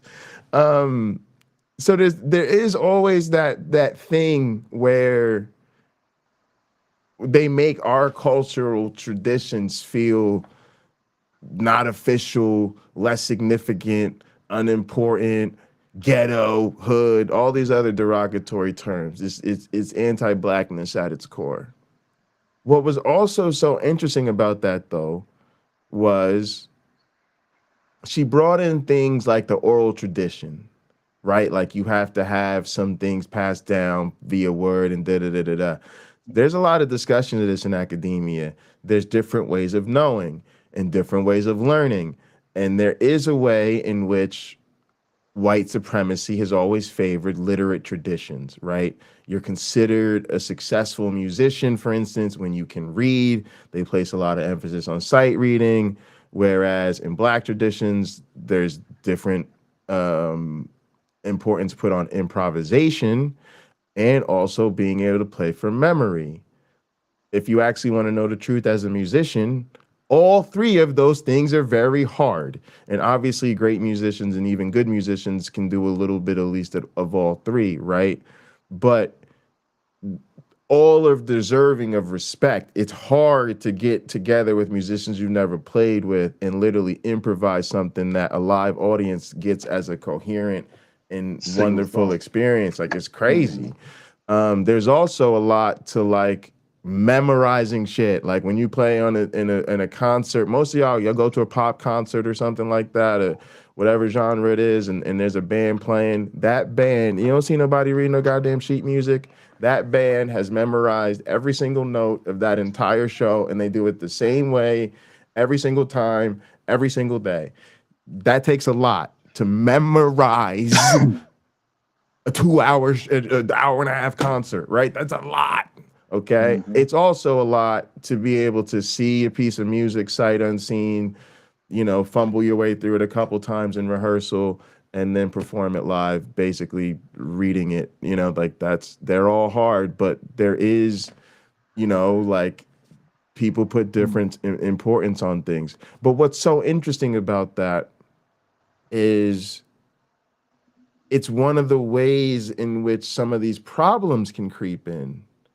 Because I think a lot of it then is, at least my experience of sort of the Black church and things like that, they're not taking the literate tradition serious enough. In other words, the Bible necessarily, now it's not really what it says in the Bible, even though the faith ascribes that it's super biblical and it's all about the Bible, but a lot of them are not reading the Bible. But now you got this other thing, maybe it's not even important to read the Bible. And then that creates this space where the oral tradition, the real tradition that we pass down to each other, is about this Black liberation theology, right?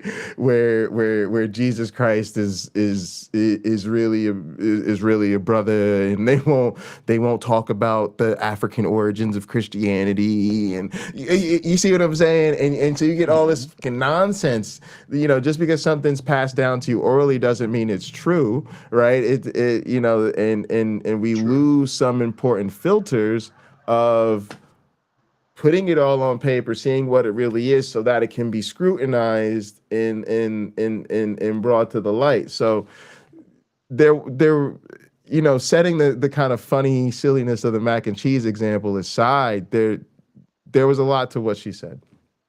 Well, look, I when she is describing what goes into a mac and cheese, you said yourself, what about the roux? What about the roux? Yeah. Your tradition of mac and cheese sounds like it might differ from hers. Yeah. That goes back to the original point that it's a hodgepodge. It is not the Right. nobody's sticking to the text, or very few people are sticking to the text. They all want their own version of it, right? On our table back in our kitchen in California, there are all these hot sauces. And then I have a cabinet that has more. My wife says, I counted how many hot sauces you have in the cabinet. There are more than 30 different ones in there. Now, this is not going to happen even at a restaurant in Cuba. They won't have that, but I have that. And she doesn't understand why it's necessary. Again, there's several on the table. I bought a set that came together. We have some left. It's not her way. It's not their way.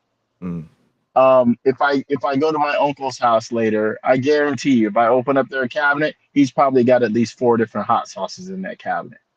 Yep. On top of ketchup. Yes, you gotta have a range of hot sauces. Yeah, exactly. So what people do is they flavor or they season their religion to their taste. Yes. When I argue with a lot of these people on Instagram or Facebook about what the Bible actually says, because I try to bring them back to that so they can see what they believe. Like, no, here's what you say represents you, but then what you tell me you believe isn't that. It's not what's in the text. Like, you made this up, or you remembered wrong. You conflated two things that don't even go together, which happens regardless of the subject. That can happen if I listen to Lawrence Krauss speak about physics. He might do that. It's just something human beings do. So I think for us, for our audience as well, just be willing to check people when they get it wrong. And you also have to be willing to say, that checks out with what I read. What you say is indeed in alignment with what I read. And they might appreciate or even respect you for that, and maybe take you more seriously when you disagree, because it's clear you have some understanding. One of my interlocutors on Facebook, he wrote that no one has seen God, and I was like, I hasten to agree with you. However, here's what your Bible says, and I give him like 6 examples of where he can go read in his own Bible where people saw God. He thought I didn't know what I was talking about. So to all those people listening, 40 people or so that follow that chain, he thinks he's an authority figure. And yet I keep showing up to go, no, you got it wrong, man. You got your own book wrong. I told him, I will give you one of these Bibles if you want one. I will pay for it. Yeah, I think it's crazy. I don't know if they just think they know what's in it. It's so weird. I mean, to be honest, a lot of this religion stuff, especially in today's climate, can be chalked up to they just never did the fact checking. I think and that's it, so Dr. it's Walker. it's kind of so disappointing that it's this information is just so easy to get to. That was another thing. Yeah, go ahead. Sorry to interrupt. I really have to say, I remember some years ago, probably about 21 years ago, I sat down with some people I felt were devout Christians and studied the Bible, a little bit of the Bible for the first time. And I remember how moved I was to read their selected passages in their first principles teaching of how Jesus died for me and made this tremendous sacrifice for me. I remember how moving and impactful that was. I didn't really think about it. The normal me, the accountant in me says, wait, he was only dead for 3 days? He didn't stay dead? There's a problem here. What kind of sacrifice is that? That's almost like cheating. If you go down knowing you're going to get back up, then you're kind of faking it. It's also again, it's so poorly motivated, right? The notion of sacrifice to me is so creepy to me. Like it scares me when I think about people venerating the idea of sacrifice. And I think it's a huge part of our problem with our economic and social system. We've been brainwashed to believe that it's good to strive, it's good to struggle, it's good to have hardship. And yeah, those things may be necessary traits in the capitalist hellhole in which we find ourselves. But it's not something to celebrate or venerate, rather than something to work towards not being necessary. For those of us that don't believe in an afterlife, we recognize that this is the only life we have. And so if we were to ever experience anything closer to heaven, we'd have to make a world that was closer to heaven, right? And to me, the ideal society, you don't have to work to survive. Because is that the ideal state? Is that the ideal? If the average person works 8 hours a day, that's a third of your life. Oh, and another third, according to the doctors and them folks, is basically sleeping. So that's gone too. And the reality is, most of y'all gotta put more time in just to stay right for work, right? Maintaining your car, commuting back and forth, getting ready, transitioning, going to the gym, whatever it is, such that when you get to your personal time is limited now to like probably a few hours a day, at least throughout the week, right? And then maybe you get like a day and a half on the weekend because you got a maintenance and kids and run around and grocery stores and all this other stuff. I'll So tell you. think Go about ahead. how Go much ahead. work then dominates our time. Is that real? Is that really the ideal? I'll tell you what's interesting to me too. All the people who support the billionaire class and all these right wingers that are always talking about work, and money. They seem to be the same people that epitomize the ideal of a 4-hour work week and how to outsource everything and all this type of stuff. They don't want to work. Go ahead, my black friend. Sure. I got a brother who's fairly sick. Like he's at the point where they're doing experimental drugs on him to keep him alive. Damn. And I got to see him yesterday. I took my wife and my cousin's son. We went over to Georgia to visit him. He used to drag race motorcycles. He's no longer in fit enough condition to do so. He's got like one of the fastest Hayabusa motorcycles in the world, like legend. You're probably not going to beat him because there's only a handful of guys that can. Not even a handful of guys that can. So, or his motorcycle, he doesn't ride it anymore. But anyway, he's very tired a lot of the time. Doesn't really do a whole lot. But yesterday, he was at a friend's house cleaning her motorcycle. He's very close to her family. Her husband was his best friend, one of his best friends.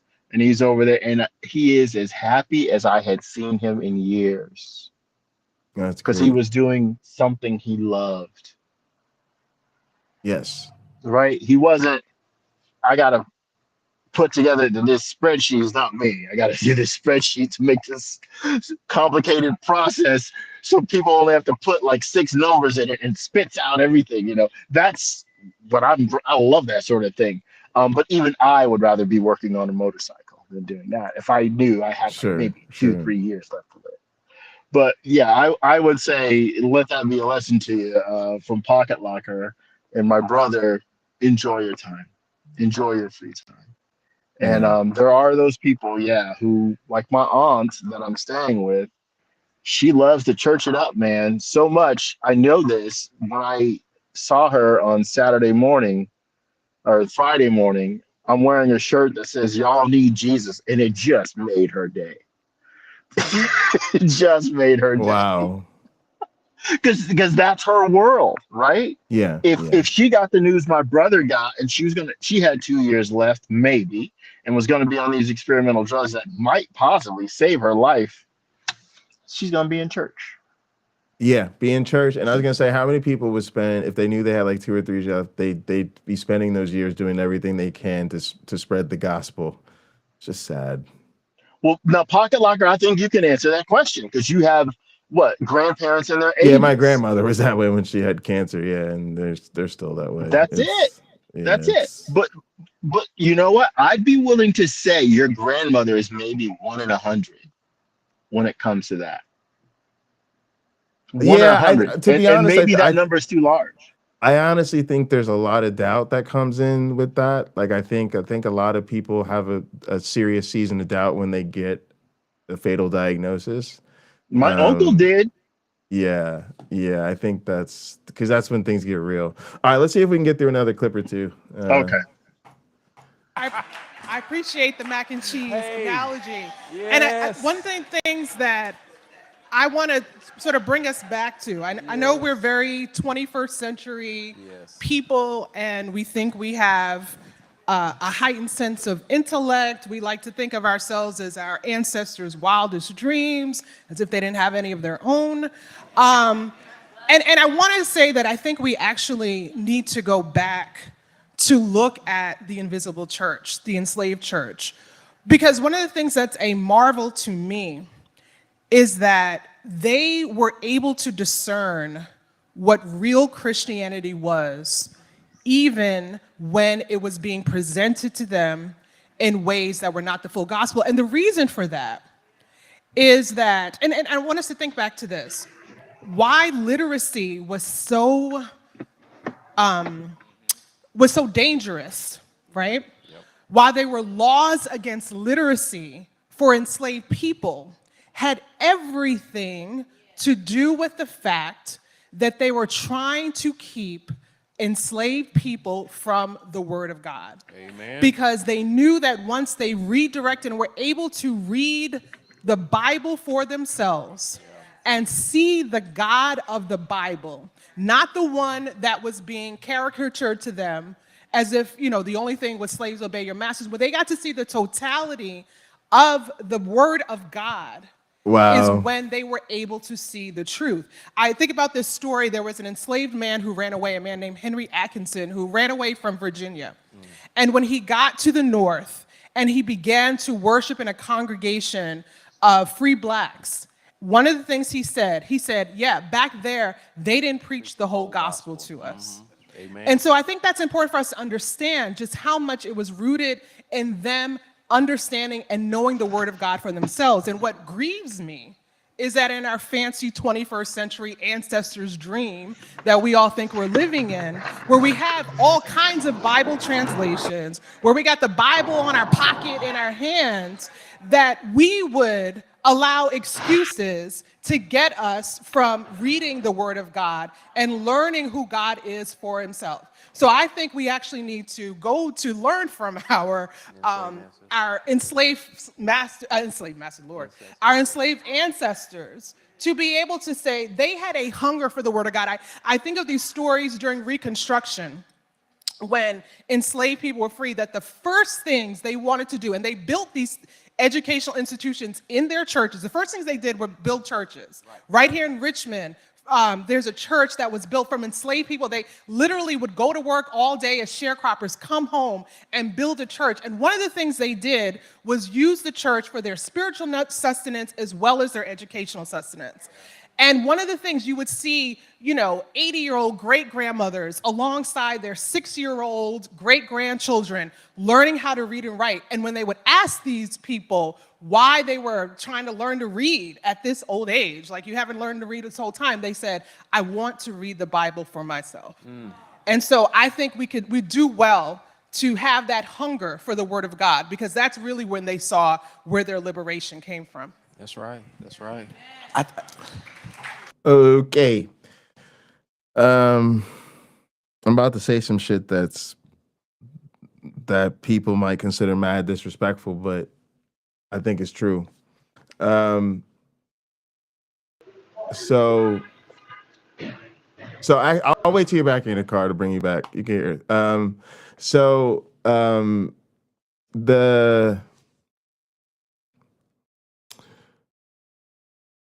There's some truth to what she's saying in the sense of them not wanting Black people to read the whole Bible and them not being preached the whole gospel. We know historically there was a slave Bible, and that the slave Bible, had a lot of stuff removed, like Exodus and stuff like that, because it's true, they didn't want them getting ideas about freedom and liberty and stuff like that. I just want to make it clear that my point is more, because that's true, but my point is more that you have to be super arrogant to genuinely believe that even with the full Bible, that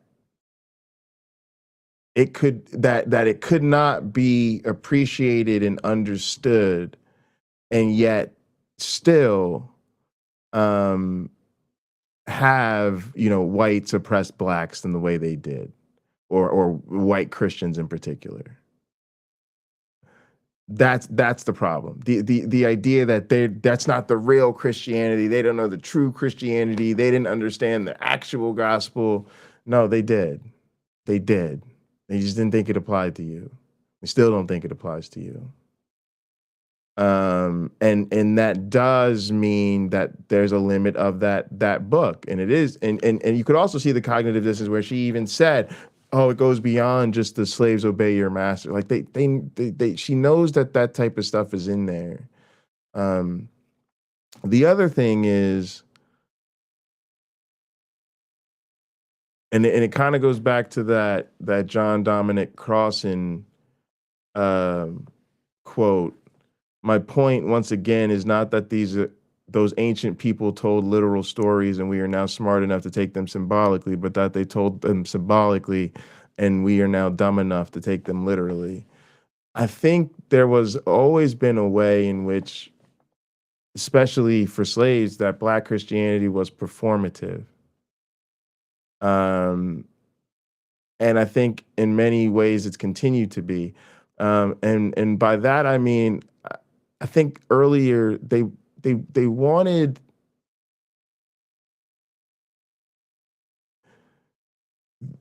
they adopted Christianity out of a hope that it would humanize them.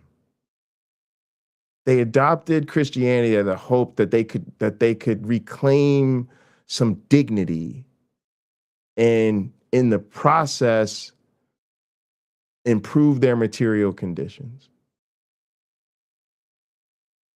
And I think that has continued to be the case for many Black Christians. That they want to show, hey, look, I can be an American too. I can be a church going, God fearing, cross wearing Christian just like you. Now, would you please get your fucking boot off my neck? And it's never worked. And it's never going to work. And again, there's also this fundamental problem of Black Christians, and I'm really glad we got a panel of Black Christians or current Black Christians, kind of showing us this in their own language. But trust me, I know this. They don't even take the possibility of being wrong or the religion not being true seriously at all. This idea that they didn't want you to know the whole gospel in no way, shape, or form means that the rest of what they were hiding from you gets you closer to the truth. What they're concerned about is they think it gets you to a more liberating narrative. It doesn't. Again, sure, there were some parts they didn't want you to read because you get ideas about freedom, but that doesn't mean that Christianity is a tradition about liberation or the true gospel is about freedom. It's bullshit.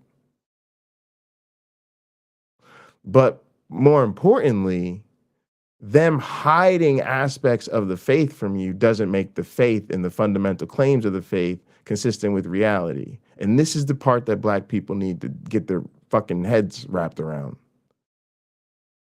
The most important critique of the faith is that it's not true.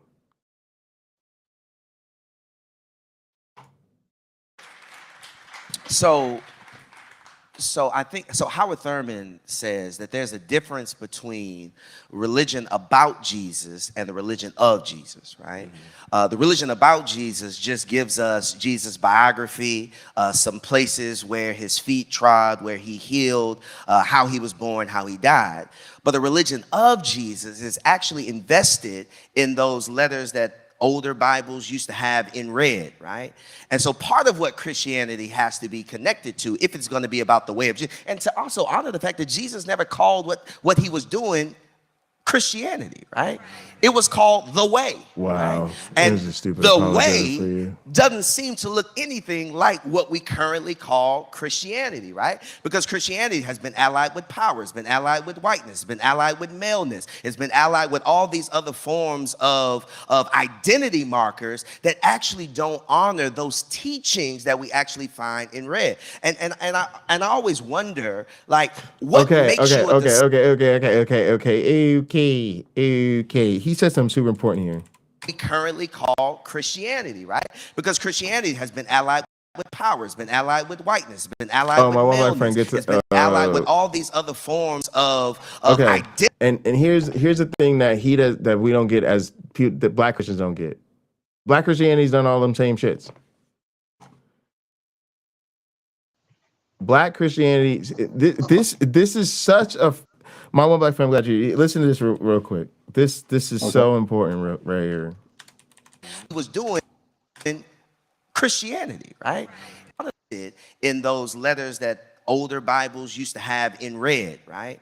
And so part of what Christianity has to be connected to, if it's going to be about the way of Jesus, and to also honor the fact that Jesus never called what he was doing Christianity. All right, right? that's dumb. But It was listen to this called part the way. after this. Right? After this. And the way doesn't seem to look anything like what we currently call Christianity, right? Because Christianity has been allied with power, it's been allied with whiteness, it's been allied with maleness, it's been allied with all these other forms of identity markers that actually don't honor those teachings that we actually find in red.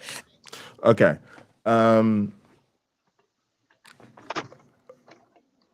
This is another problem. This is a huge problem of the black church. Matter of fact, this is an even more important issue in the black church because we're black. Black Christianity has allied itself with power. Again, when you want to secure the black vote, what do? You don't go talk to black leaders. You don't go talk to the black doctors or lawyers or community organizers or neighborhood associations. You go to the black churches. It has allied itself with maleness and whiteness. What do black Christians do? They present a white aesthetic to us, right? The black Christians are the ones who are always saying, pull up your pants and don't bring yourself into the house of God without your shirt and tie on, and use the King's English and don't talk in slang. And again, the black Christians are reifying this alliance of Christianity with power and maleness and whiteness. Again, how many black men are doggedly misogynist due to the influence of Christianity? Because they're the man and they've got to be the head of the household, and a woman's got to know her place, and don't even get me started on the homophobia and anti-LGBTQ stuff in the black community as a result of the influence of religion, and particularly Christianity. So these are all incredibly important critiques of Christianity that he's making in terms of white Christians, but he did not recognizing how black Christians and the black church are complicit in all of these things. And it's even more problematic because we're actually the black people. Well, if you call it out, he might have to take it away. What do you mean? You might, sure, the stick to use control over the masses. If you call him on it, now you take that stick away, because you basically lift the scales from the eyes of the people watching it, and they kind of think something's going on, but now they know something's going on. Like, wait, this is what I was trying to get away from. I didn't find what I wanted. I found another version of what I didn't want that felt less toxic. But in actuality, it was not. It's the same. It just comes in a different color. Yes, absolutely. Absolutely. And I always wonder, like, what makes you a disciple if you're not actually interested in studying the teachings of the person you're following, right? Like, to know someone's biography does not make you a disciple of that person, right? If that was the case, my mother would be a disciple of Marvin Gaye or Aretha Franklin, right? If all you needed to do was know someone's biography, right? There has to be a curriculum that you invest yourself in. And fortunately, that has been curated for us in red letters, so we actually know what the content of the way should be. And that's not what we often see in Americanized forms of Christianity. Are we actually invested in? So why is Christianity seen as the white man's religion, or the religion of whiteness? It's because it is easy and it is costless just to learn Jesus' story without actually putting your body in the game to live his teachings, right? Wrong. It's because we live in a society of white imperialist oppressor colonialism, okay? And Christianity is the religion of that imperial power. That's what it's we live in a white supremacist world, and Christianity is the official religion of white supremacy. That's what black folk need to accept. Is really is I know it's you can see it's a struggle. You can see they're having a real hard time with this one. They're having a real hard time with this one. But Well, it goes back to what I said in the earliest episodes of our program. Religion is useful. If you want to very maintain control over billions of people, religion is useful. Think of it. You can pass it down. You can pass control down, right? And keep it within your group. Let's use modern politics as an example. It's a wonderful example. The people who are so fond of Donald Trump, many of them will tell you he's a Christian man. They will tell you that he's picked by God and go on and on and on, giving him one accolade after the next. But if you start to raise objections, well, he cheated on his wife. That's not a very Christian thing. His wives. That's not a very Christian thing to do. Well, people make mistakes and they can be forgiven. Well, that's true. People can be forgiven and people do make mistakes. He is into filthy lucre. Well, the man made a name for himself and he continued the family. I can go on and on and on, showing him how what they have said about him is false. I know. And it doesn't matter. It doesn't. It doesn't. Because it is what they want to believe is more important than what the religious text says. That is what this man is telling us. Oh, right? yeah. He's saying the words in red are really the way. As he says, they're the way.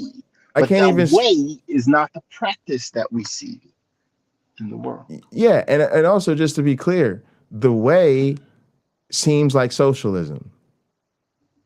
And another thing that Black Christians are wrapped up in is the gospel of prosperity and the upward mobility associated with it. To be honest, that is a huge part of this. Even the way these people present themselves on this panel, it's very like, you either go high class African or you go with that Kings of Comedy look, as you said, right? But there's very much the denigration of appearances associated with Black culture, and a lot of people, if you feel like you're blessed by God, if God is helping you make it, and that means to be doing better economically. So it's super frustrating. The intro to these video clips to this conference refers to these people on the panel as thought leaders. Thought leaders. That's not a mistake. That's a well-chosen word. Thought leaders tell people how to think. They tell them what to think and how to address counterpoints to that way of thinking. Right. They are programmers. That's what a thought leader does. It is their mission. Tony Robbins, right? You can pay him a lot of money and he'll tell you can walk on hot coals and not be burned, although he's been sued by people who walked on hot coals and were burned. He does not, I don't know if in his seminars he explains the physics going on behind that the ash creates an excellent thermal barrier that repels the heat. And you're supposed to wet your feet before you do it so the ash sticks to your feet. So when you walk across those hot coals, they don't burn you. Well, the guys who figured this out thousands of years ago must appear like they have some special power to the people who don't understand it. And to be clear too, I know a big part of the argument for these Black Christians is that they don't identify with the white Christians. But it has to be said clear that the white Christians are identified as the power core of Christianity. And it just renders all of them hypocritical. I cannot tell you how much these people, right? They're all patriots and liberty and America. And I cannot tell you how much, if you go to one of their churches, they are obsessed with porn, right? Think about this. Mike Johnson, Young Earth Creationist, Speaker of the House, literally is on Covenant Eyes, and his porn accountability partner is his son. These people are weird. It's like a weird, born again Christians. strange, born again Christians, weird obsession with porn. Donald Trump is on trial for interfering with an election by covering up his affair with a porn star. I can't. Nothing they say is anything. Nothing. If you cannot tell me you're about freedom, liberty, sexual purity, family, none of that. None of that. They're all 100% committed to voting for this man. He is on trial for interfering in an election by covering up an affair with a porn star. You can't make this shit up, y'all. The way he actually lived, to have the faith of Jesus and not just the faith about Jesus. And how do we get there? And I want to say this also is that I don't think it is important to talk about what white people are doing. I think it is important for us to name the way whiteness works, right? And I make a distinction between white people and whiteness. Because whiteness is an ideology, it's a doctrine, it's a way of understanding the world that negates black beauty, black joy, black freedom, black love, black salvation, black hope, right? It's a way of knowing and a way of being in the world. And whiteness is not limited to white people, because whiteness inhabits black bodies all the time. Right? And so, because whiteness as an ideology, which has nothing to do with ancestry, nothing to do with skin color, is demonic. And it must be exercised like we would do every other demon, right? Like, I think as people who are black people, this is what black people have done well. We have been political and economic exorcists. Right? That we know how to cast out demons that aren't just spiritual, but demons that are also political and demons that are also economic, right? So in that brush harbor, right, outside of the gaze of whiteness, our ancestors weren't just converted to Christianity, they converted Christianity itself to actually look like the very carpenter that the religion says it follows. Yeah. All right, we'll stop there and get our concluding thoughts in response to this guy. That was interesting. We wouldn't necessarily disagree that they converted Christianity. Again, I can sum it up as I already have. Religion is useful. But look, think of the mobilization that can occur if you say this or that person is a Christian. It automatically gives a person credibility regardless of how poorly they follow the dictates of the religion. Like a Trump, there are millions, tens of millions of people that think that Trump is what Biden is. Somebody who goes to church pretty much every Sunday. Somebody who has a long-standing record of their faith practice. Right? Biden is that. Right. Trump is not that, but people think he is. He owns lots of Bibles. Dude, you own a hotel. I imagine you do have a lot of Bibles. Not because you read them or you enjoy them in any sort of way, but because the Gideons or the manager ordered them and had them delivered there. Not because of any deep connection he has with God. I will again be happy to refer our audience to the Antichrist 45 channel, where this guy, Brother Paul, states his evidence that Trump is the Antichrist. I find it hilarious. I don't think Trump is the Antichrist because I don't think Jesus was even a historical figure. I'm really giving him a lot of credit I don't think they earn when I say at best he was a con man from the first century. But you still have those people. Again, I hate to say this term, clout. when someone says they are Christian, they automatically get a bunch of exceptions granted to them. And they can treat you whatever kind of way they want to after that, if you believe them. That's how it goes. That's our nation. That's the United States. And they can do it in other countries too.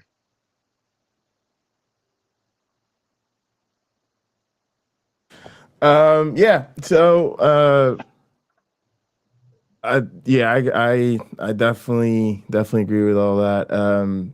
I think, for me, it was interesting that in so many ways, I think for Black Christians, Christianity is about Black liberation. It's about their struggle. It's about their freedom. You do get this when you go to church, Black churches, that Christianity is the thing that is responsible for their resilience.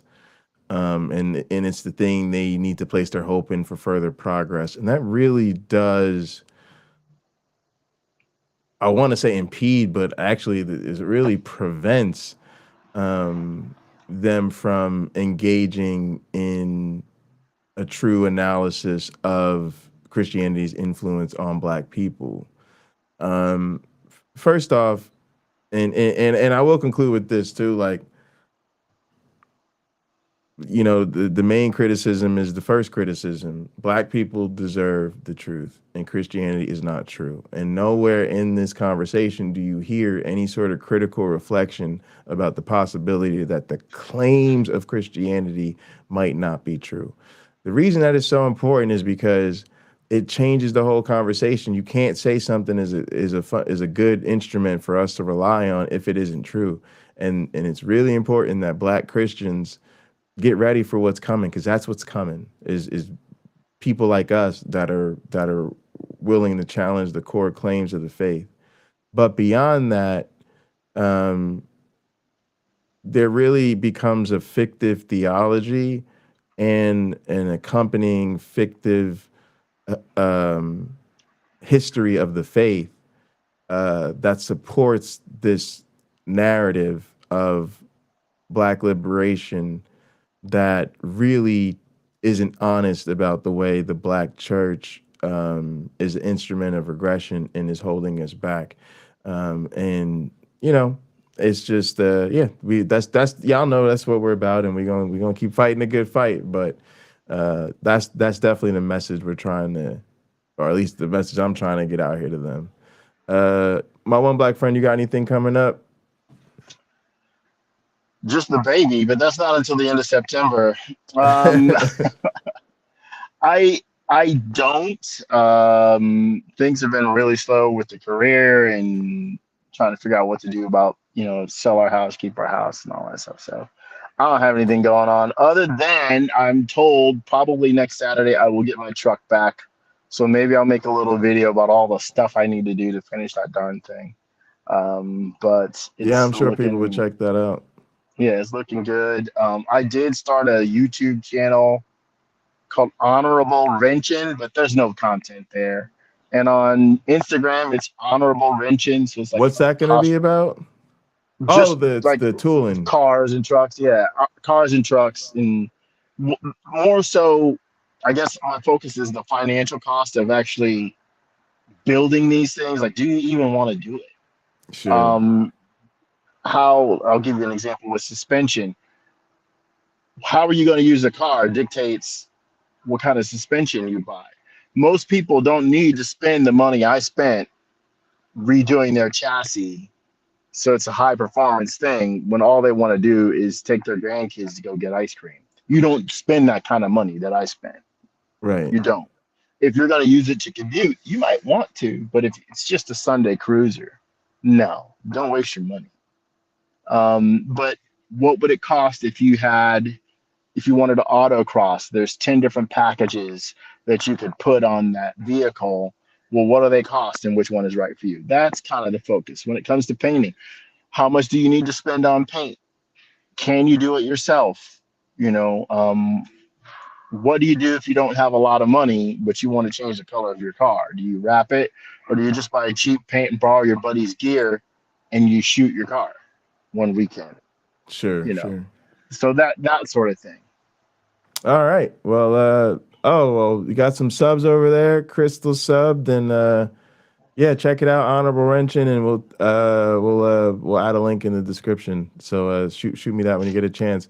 All right, gang. Thank y'all so much. Really appreciate everybody for tuning in. It's been a ton of fun. Really And thankful for everybody in chat. I apologize for my technical difficulties. Oh, no worries, no worries. Don't forget to like the video on your way out. Subscribe to the channels if you're not. There are links in the description. Let's go hang out and gather. All right, I'll see you guys in Gather. Otherwise, we'll see you next time.